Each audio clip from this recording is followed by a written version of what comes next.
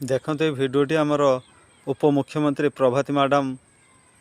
ओडिशार सब विवाहित झील मान कौन कहते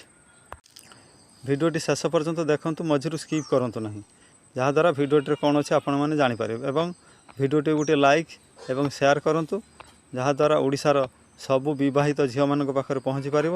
आमर उपमुख्यमंत्री किभली भाव से तात्सल्य कर कहते झीर बापघर है पर मामू घर है सात पर कौन कहले मैडम विवाहित झीर बापघर पर मामू घर सात पर आपणकर हुए तो बापघर पर हो जाइए आपण को पचार नथिबे आपण को ससुर घर को जीवा आसा कर नथिबे आपणकर मामू घर सात पर होइथिबो ए कथा सत किंतु समस्तकर बापघर पर आउ मामू घर सात पर बोली आपन केमिति कहि पारछंती ओडिया रे गोटे कथा अछि परा दुहिता दुई कूल को हिता आपण परा जने उपमुख्यमंत्री